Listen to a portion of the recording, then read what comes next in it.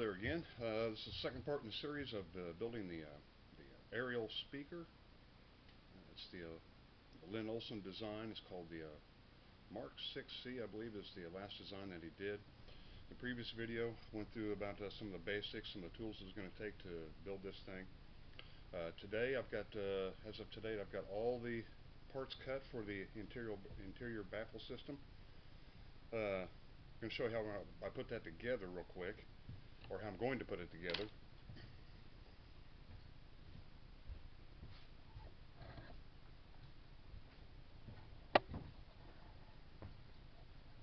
As you can see, last time I laid out everything on the top of the table here. I don't know if you can see it or not. The marks are still there.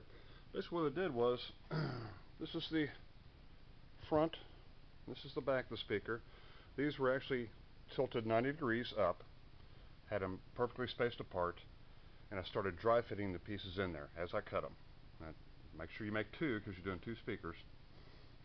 And basically on top of that, when I got that done, I put down a piece of wax paper because I don't want the glue to get on the tabletop there. The wax paper won't hold the glue very well, won't stick to the glue. As you can see, I've got the first piece together here. There. I'm basically starting with this assembly right here, the back assembly. Then I'm going to move to this little part of the transmission line over here. Those will come off, and I'll start building the middle part. That's the hardest part to do. Down through there. Basically what I'm doing is I am using Gorilla Glue. If you're not familiar with Gorilla Glue, looks like this. Very, very strong glue. It's never going to come apart. Always remember to use water on the joint before you put it together, because the water is a catalyst for that glue. And it does expand to 3 or 4 times its original volume, which is great for if you got a little bit of a gap in a joint or something like that, you'll fill that joint in. Basically, instead of using clamps, which are almost impossible to use on these angled cuts, is I basically have a, you can use whatever size gun you want, but I've actually got a 23 gauge pin nailer here. Got 1¼ inch pin nails in it. That's what I'm doing is when I get that joint together exactly where I want, I'm tapping it in about 3 or 4 different places. That basically acts as my clamp when I'm putting this thing together. If you notice, there's some spots here where this sits into this dado, but this part sits against, the angle part sits against the inside of the speaker. So what I've done is I've cut a little spacer here. I don't know if you can see it or not. That makes up that gap there. So you can actually, when you're putting this thing together, you can actually rest that right against that spacer there. And it should be dead on. I'm going to show you a picture of all the parts. Let's separate it out here. Make sure you label those. I have them labeled here. Each part is labeled. Those numbers correspond to each part there. Some of these joints are hard. Some of these angles are hard to cut. For instance, this angle here. We've got, actually, believe it or not, that looks like a 45, but it's not. We've got another steep angle here, and another one right here. So some of these angles, if you're using a table saw, it's only going to go to 45 degrees. Basically what I did was I built a couple jigs here I'm going to show you. Pretty simple to build. They come in real handy for other projects too. This is the first one I built. I don't know how well you can see it or not. But when you're cutting these joints, you actually are going to lay the plywood instead of spaced down on the table saw. You're going to hold it in a perpendicular position. So basically what I've done, this is how I hold the piece on there. It has to be held flat against the jig. I'll take these clamps off here. I'll show you how I built this. This is basically 3 pieces of 3/4 inch plywood. Pressed together, squared up. On the bottom of that, I'll put a little thing here to make it more stable. You don't want to come out too far here because you're going to run into the saw blade, but you want it wide enough for the plywood actually has a place to rest. What I did was, on the base, I inset the base just a little bit because I want this to ride on the side of the fence. It's just much more stable that way. Basically what you do is, you take the plywood, put it in there. It takes a little bit of figuring out to figure out how close to get this to the blade and how high the blade needs to be. But then you can start, you can see it or not. Let me readjust the camera here. Yeah, you can see it. You just take the saw blade and put that whatever angle you need to. Let's see. And there you have just a way to, right through there, just like that. So you can see there's a place here. That's why I made this so thick. So this you want it to cut into this part right here. The part that holds the piece you're cutting perpendicular to the saw, make sure that is square not to the base but to the top of the table saw. You won't have any problems. It's going to be a perfectly square cut. Another jig I came up with, which actually I like this one a little bit better. This one allows you to make the cuts with the blade perpendicular to 0 degrees there. And this particular one is basically kind of the same setup. I'll go ahead and take these off for you.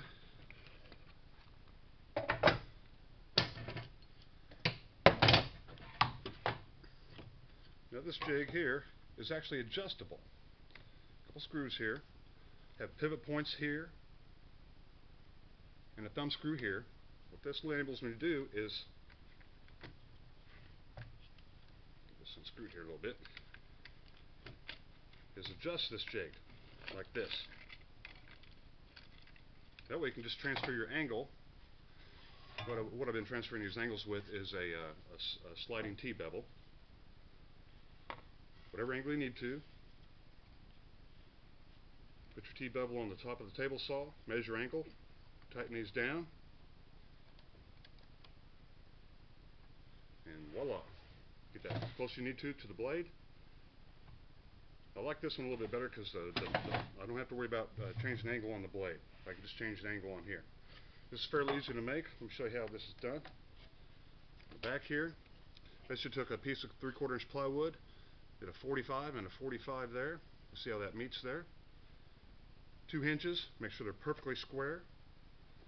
And I raised this jig up off of the top of the table saw a little bit because I wanted to have room to make sure this piece went almost all the way to the tabletop, just like that. All I did was just run a piece of wood on the bottom there. It doesn't have to be perfectly straight because this is the edge that's going to run on the fence. So, these jigs are good to have around. This is not the only time I'll use them. I've always wanted to make them, but really didn't really have a reason to until now.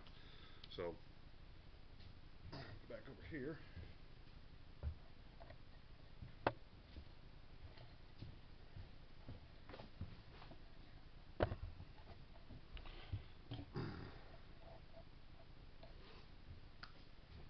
So basically that's about it for right now. Oh, by the way, when you make those real high angle cuts, do not throw the wedges away. Let me explain here in a second why I didn't throw these away.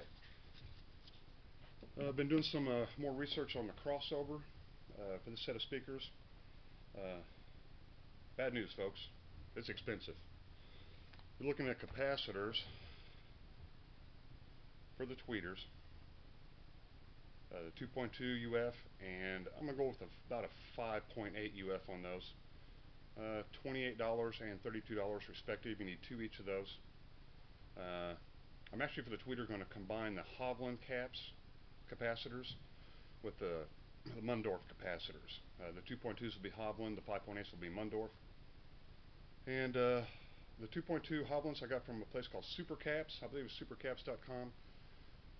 The other capacitors, the 5.8, the 20, and the 10s are coming from a place called Matasound. The 20 UFs are running $160 a piece. You need 2 of those. The 10 UFs, you need 2 of those, are running about $51 a piece. Resistors, I'm still not sure about. I think they'll probably be the cheaper part of the network. The inductors I'm getting from North Creek Music seem to be the best ones out there. 10 gauge air core inductors.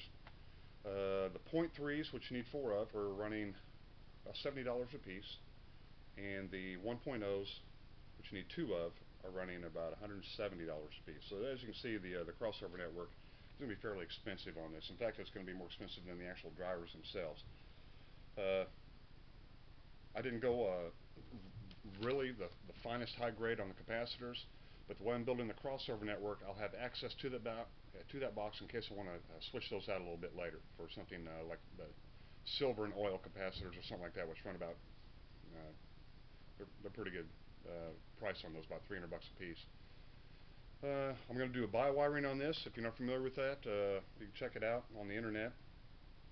Basically, you have 2 wires running into the speaker. Actually, 4 wires running into each speaker. So that's another thing to check out.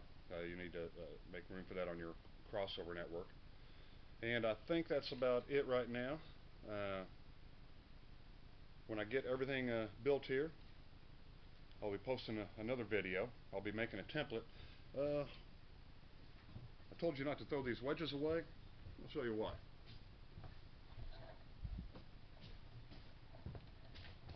I noticed that when I was doing my dry fitting, I actually made a miscalculation on this angle right here. So what I'm going to do is, when I put that piece in, I have to adjust the angle on that. So I'm going to come in from this side with that wedge to adjust that angle back to where it needs to be. I'll glue that wedge in and then saw it off after the glue dries. So that's why I didn't throw those away.